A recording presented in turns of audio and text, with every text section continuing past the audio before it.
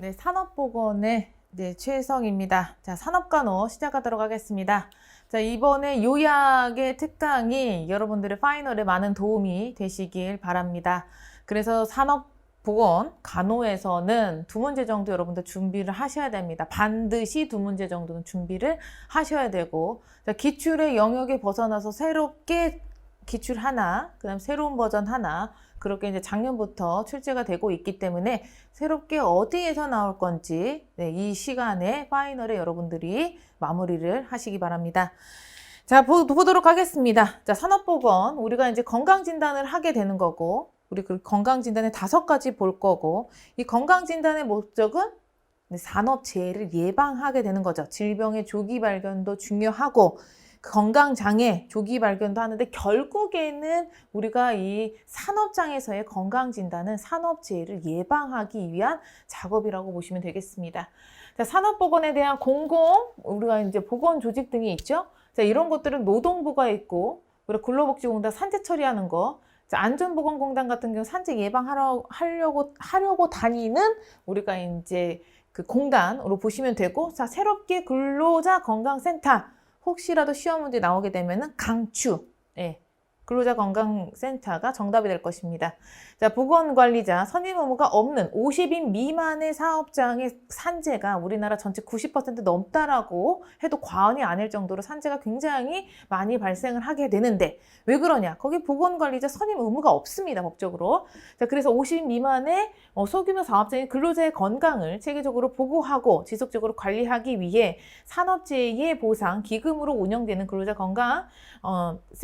건강센터를 설치 운영하고 있다. 우리 회사 주치의로 근로자의 건강 관리 서비스를 무료로 시행을 하고 있습니다. 그래서 저도 산업 보건을 했었을 때에 그 근로자 건강센터 오픈을 이렇게 준비하시는 거 옆에서 많이 지켜봤습니다. 그래서 소규모 사업장이 있는 곳에 최적의 위치로 하고 그들이 올 수 접근성이 높게 위치를 해야 굉장히 중요해요. 그 다음에 홍보가 잘 돼야 되죠. 네. 그래서 산업재해를 예방을 해주셔야 되고, 지금은 이제 산업안전보건법이 어느 정도 계속 업그레이드가 되고 있으면서 우리가 이제 그 대응을 많이 하고 있죠. 산업보건 직원을 둘 수가 없으니 이제 대응을 많이 한다거나 아니면은 나라에서 국고로 관리를 해주고 있습니다. 자, 그래서 이제 새롭게 이제 근로자 건강센터 요거 꼭 잘 보시고요. 그 다음에 근로자 건강센터가 생기기 전에 우리가 이제 소규모 사업장 건강관리 국고 대행, 나라에서 이렇게 보건관리 전문기관에서 대행해주고 있었고, 그 다음에 건강센터가 이렇게 있고요. 자, 우리가 보건관리자 보도록 합니다.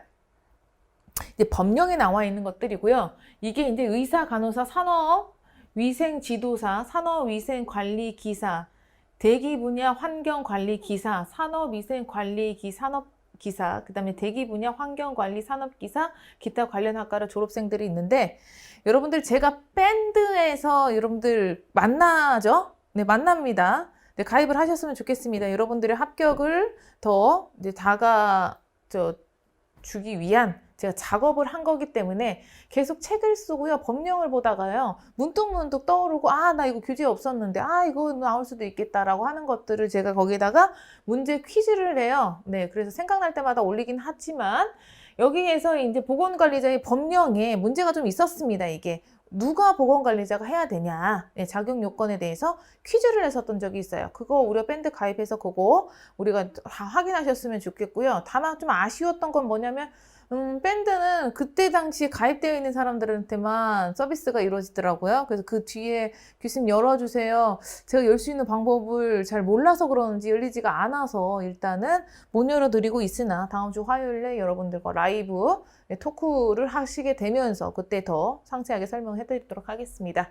자, 법령으로 나와 있는 것들이기 때문에 여러분들 요거 해당 자격 조건 이 사람들도 다 보건관리자가 될 수가 있다. 뭐해서 우리가 간호협회에서 산업간호협회에서 좀 동의를 할 수가 없었냐면 대기 분야 환경관리 기사예요. 산업기사 이 기사분들이 이제 추가가 돼서 하다 보니까 우리는 솔직히 안전보건 다 하거든요. 간호사는요. 근데 이분들이 어떻게 보건, 헬스 이런 건강, 질병에 대해서 어떻게 관리를 할 수 있을까? 뭐 이런 것들 때문에 저도 좀 의아는 했지만 여튼 여러분 이러한 자격증이나 기사분들 같은 경우에는 이 대기 분야의 관리를 잘해야 되는 사업장에서는 굉장히 좋은 보건관리자가 될 수가 있기도 하겠죠. 그러나 이제 회사에서는 안전과 보건을 다 함께 해주기를 원할 겁니다. 자, 보건관리자의 성임의 기준은요. 보건관리자 50인 이상의 사업장, 그다음 300인 이상의 사업장에 전인보건관리를 두어야 되고 산업보건의는 의사입니다. 그래서 상시보건 50인 이상의 사업장으로서 보건관리자가 의사가 아닌 경우 선임을 할 수가 있다. 자, 그래서 보건관리자가 의사가 아닌 경우에는 의사가 있으면 괜찮은데 없다라고 했었을 때는요. 네, 이때는 보건관리자를 선임을 해야 된다라고 보시면 되겠습니다.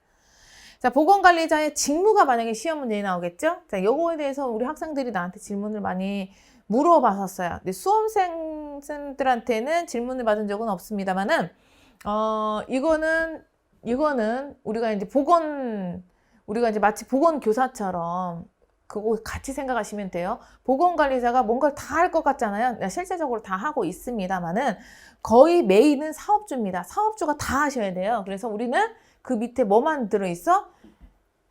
액션을 다 하고 있는데 보좌, 조언, 지도만 해. 보좌 및 조언, 지도야. 그러니까 메인급으로 뭘 해? 안 해. MSDS 화학물질에 대한 거 개시 또는 비치하는 사람 누군 줄 알아요? 사업주입니다. 근데 그 사업주가 일을 할 수 있도록 우리는 뭘 해줘? 보좌, 지도, 조언을 한다. 라고 보시면 되겠습니다. 그 다 보좌, 지도, 조언이야. 자, 또 갈게요. 자, 그 다음에 여기서도 위험성 평가. 자, 위험성 평가 제가 강추하는 시험 문제입니다. 언젠간 나옵니다. 지금 2016년부터 했으니까 16, 17, 18, 19, 20, 21년까지 왔어. 6년이야. 법이 생긴 지 5년이 넘었어. 교과서에 나와요.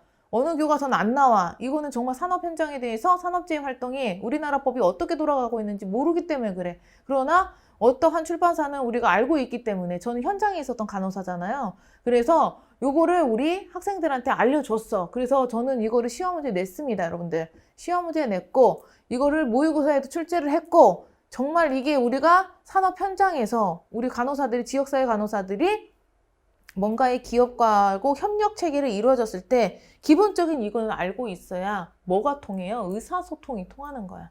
많은 지식을 알고 있어야 됩니다. 그래서 위험성 평가도 사장님이 하셔야 돼요. 그 대신 누가 도와줘? 우리가 보건관리자가 보좌 및 조언 지도 해줍니다. 메인급은 사장님이 하시면 되겠습니다. 자, 그 다음에 보건교육하죠? 이런 것들 또 수리 보건교육 실시하는 것도 누가 했어? 의사가 있으면 의사가 하시면 돼요. 근데 의사쌤이 없으니까 우리가 이제 보좌 및 조언 지도? 그러면 보건교육 우리가 안 해요. 사장님이 하시면 되겠습니다. 자, 그 다음에 사장님이 하시거나 보통 사업장에서 어떻게 해요? 초빙을 하시죠. 네, 초빙하셔서 하신다. 자, 그 다음에 시옷은 근로자의 보호를 위한 다음 각목에 조치한 해당을 할 수가 있다. 이거는 누구만 가능하다? 여러분들 아까 보건 자격 기준에 대기환경도 있고 산업위생기사 관련 학과에 나온 사람 돼요. 그러나 이러한 의료행위는 의사, 간호사, 라이센스가 있는 경우에 한정적으로 간단한 응급처치를 할 수가 있다라고 명시가 되어 있고 또 이제 계속합니다.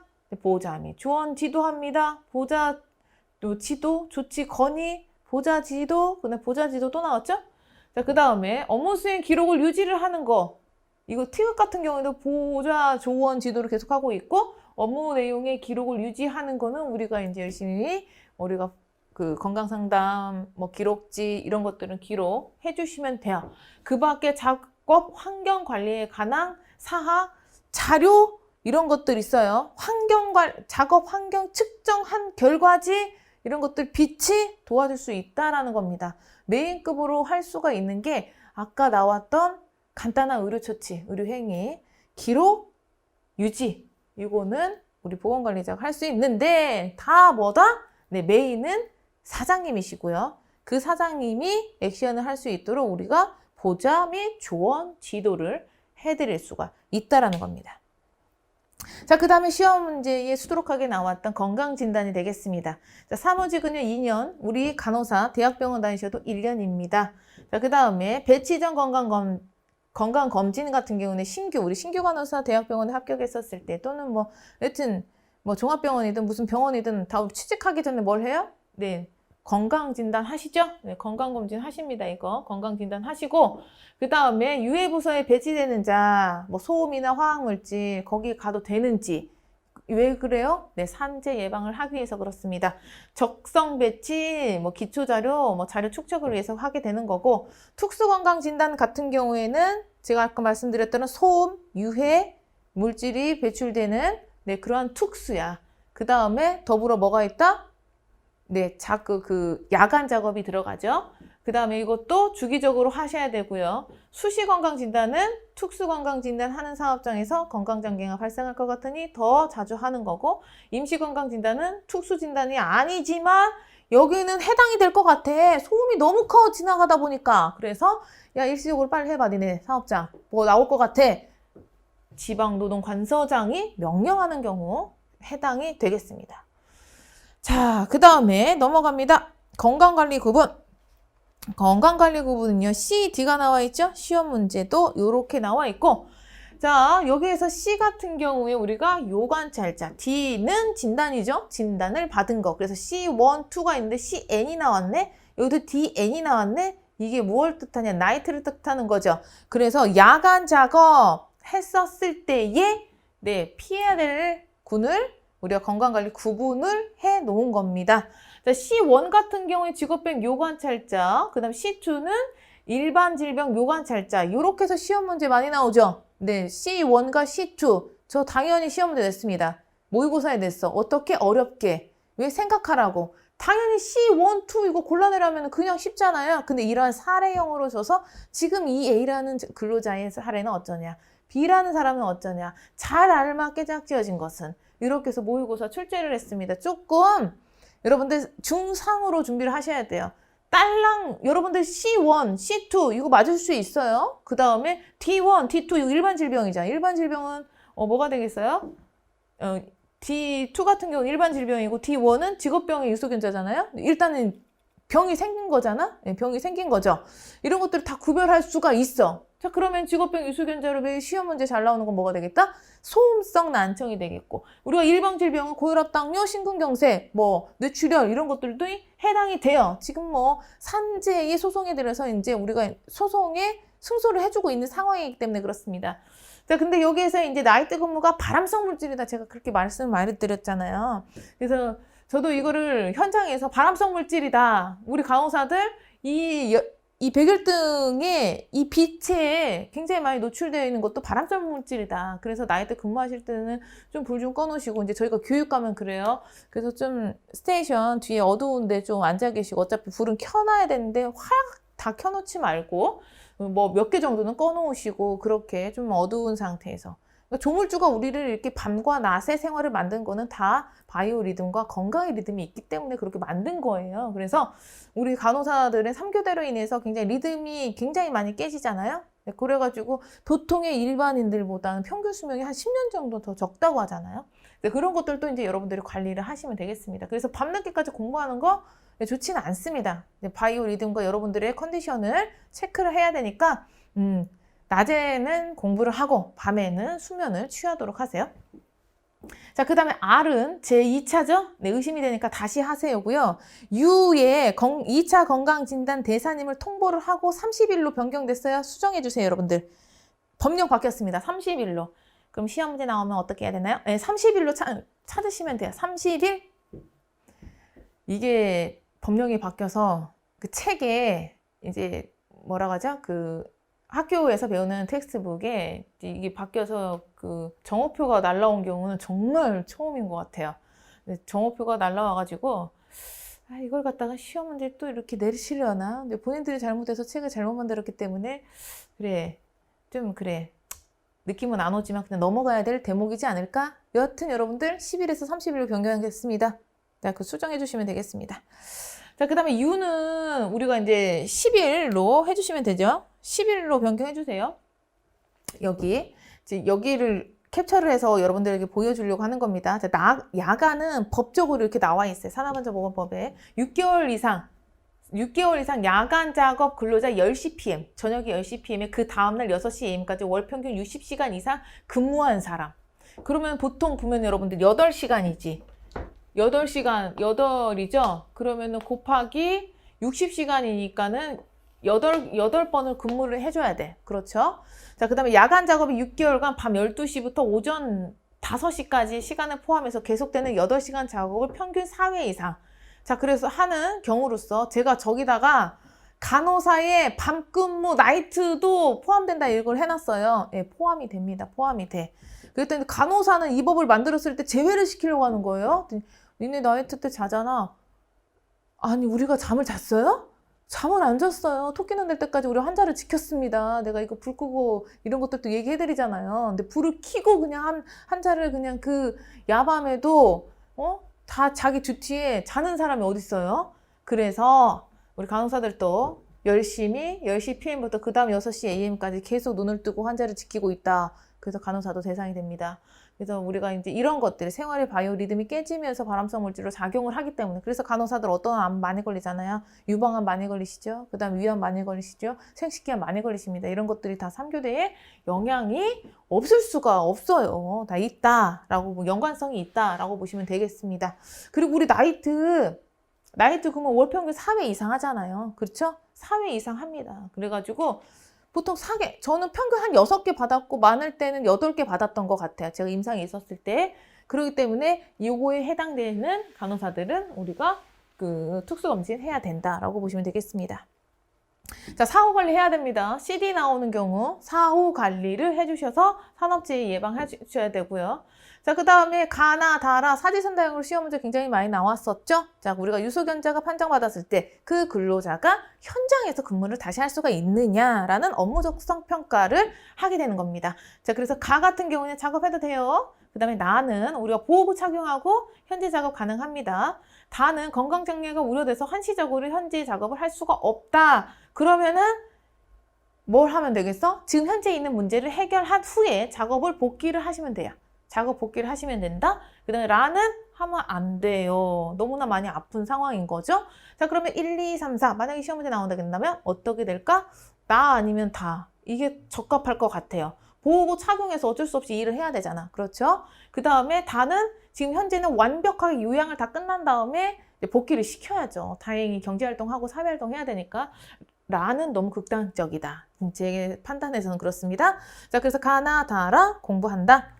자, 그 다음에 우리가 결과 보존도 서류는 오전 보존하시고 우리가 여기 나와 있는 건강진단 결과 서류 또는 전산 입력은 30년간 보존하는 이유는 뭐라고 말씀드렸어요? 특수건강진단 우리 전산 30년이에요. 왜?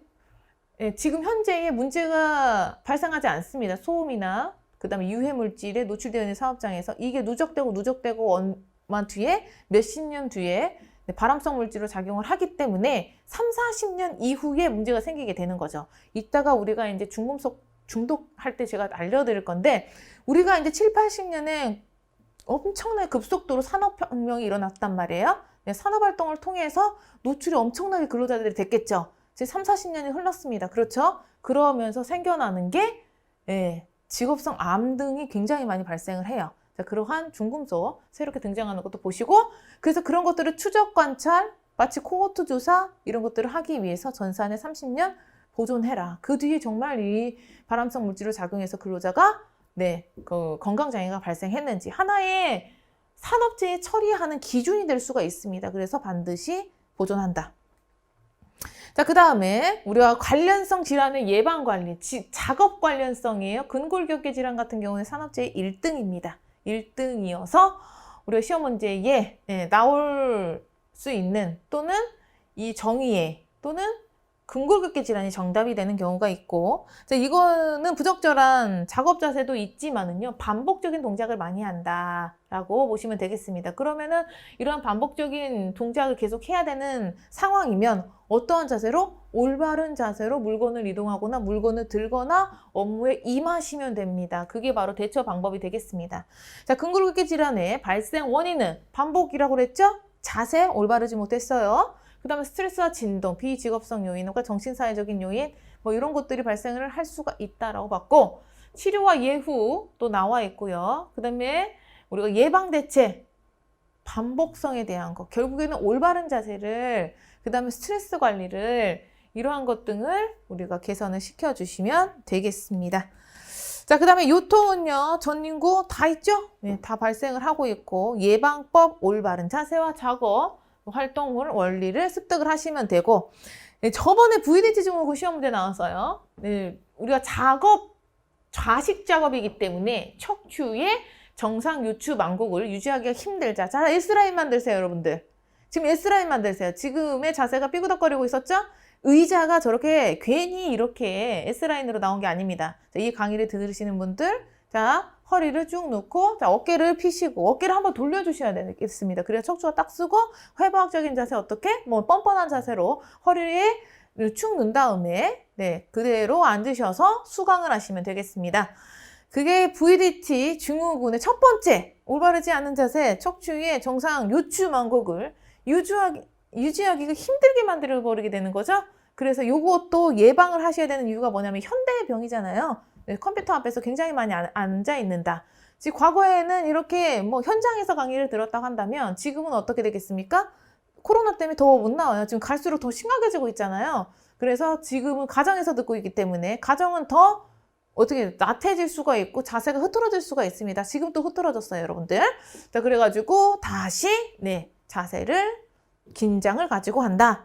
자, 그래서 저 좌식의 지금 좌식의 의식 생활이 굉장히 높아지고 있다. 그래서 지금 우리의 몸과 정신 상태가 지금 많이 피폐해지고 있습니다.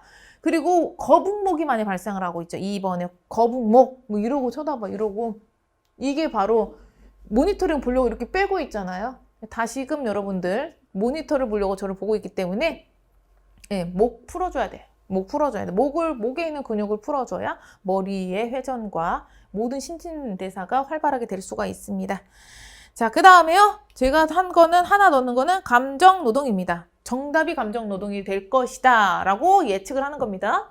자, 직업성 고객을 대할 때 자신이 감정이 좋거나 슬프거나 화나거나 이런 상황이 없더라도 사업장에서 요구하는 감정과 표현을 고객에게 보여줘서 고객 응대 업무를 하는 노동이다. 이렇게 하시는 분들이다. 텔레마케터들이 굉장히 많이 힘들어 하시는 거고 얼굴 안 보이니까 그러는 거고요. 간호사들도 우리 그 감정노동의 직업군입니다.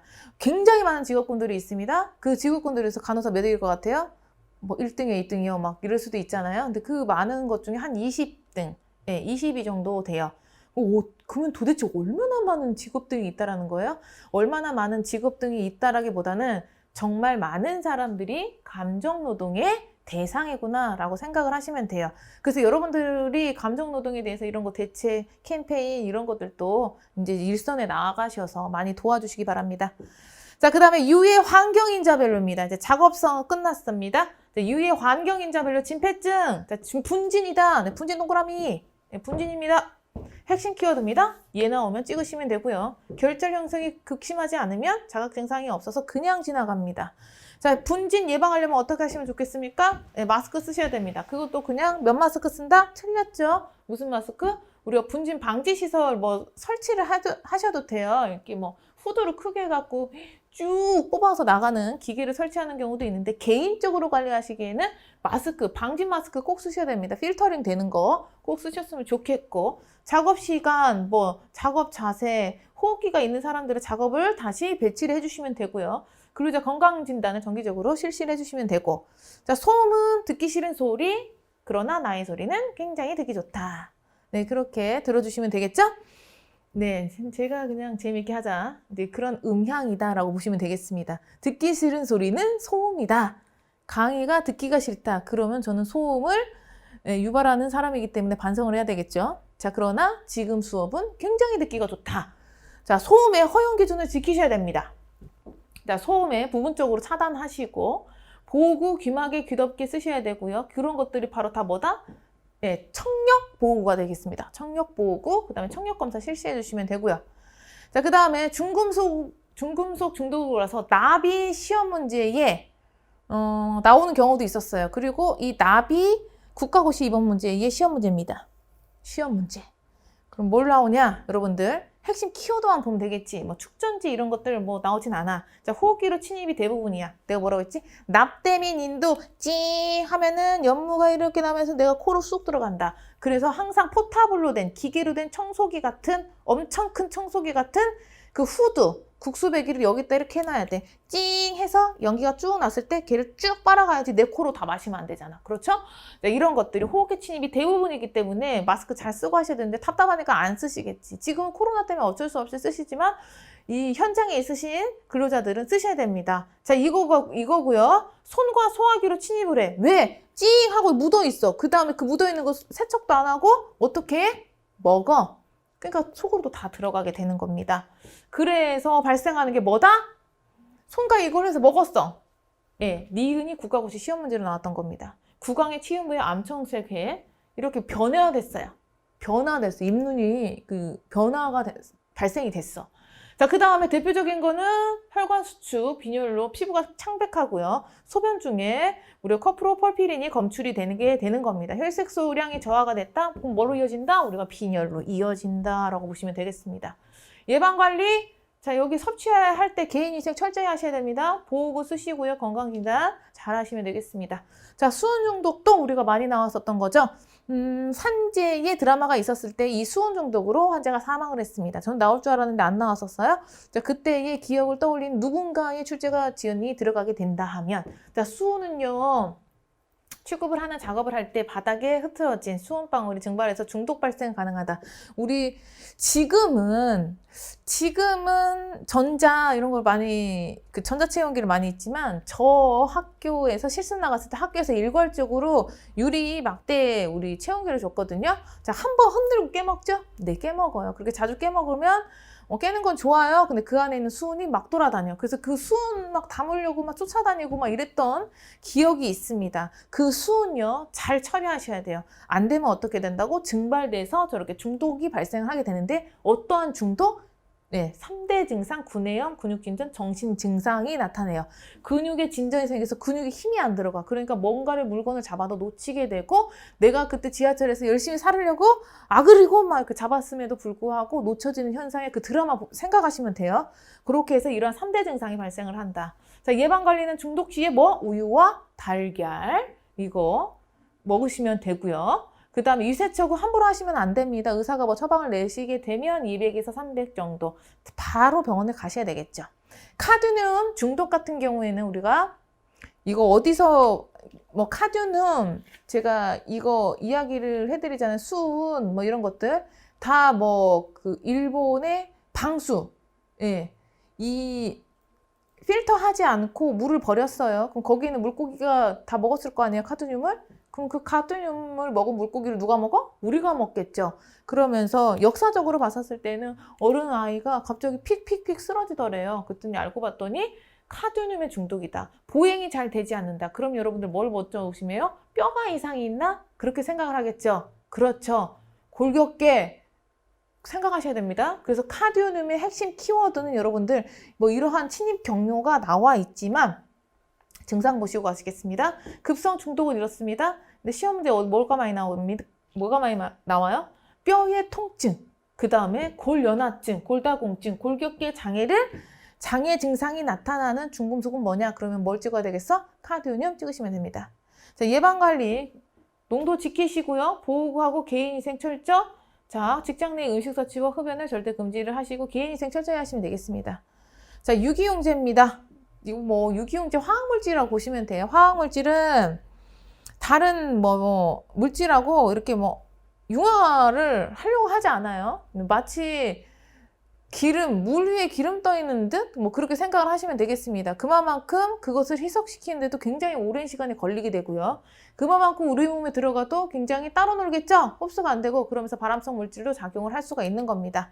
자, 중독 증상. 우리가 이제 주유소 갔을 때 제가 그런 얘기 하잖아요. 휘발유 냄새 좋아하는 사람 손 들어봐요. 수강하는 선생님들 중에 휘발유 냄새 좋아하는 사람. 저는 싫어요. 냄새 나요. 이게 좋아해요. 어떤 학생이 딱 그러는 거예요. 수업하는데 그럼 병원 가봐. 제가 그랬죠. 네, 마취 작용을 합니다. 네, 마취 작용을 하고요. 눈 이런 호흡기 정막 자극. 우리가 휘발유 냄새 같은 경우에는 안 좋아야 되지. 만약에 너무너무 좋아. 그러면은 그거 이제 신경학적으로 문제가 있기 때문에 병원에 가서 검사를 하기를 제가 권유해드리겠습니다. 중추신경계 억제작용으로 어지럼증, 두통, 구역, 진압력 상실, 도취감, 혼돈 이런 증상이 나타난다고. 네. 자, 그 다음에 노출 농도가 증가하면 의식 상실, 마비, 경련, 사망에 이를 수가 있으니까 우리가 유기용제, 화학물질은 정말 잘 쓰셔야 됩니다. 사용하셔야 되고요. 자, 화학물질에 있는 유기용제가 있는 것은 떼어놓고 호흡 얻었을 때 인공호흡 실시하고 의복 벗기고 보온 안정하고 혹시라도 의식이 있으면 물 주고 아니면은 물 주시면 안 돼요.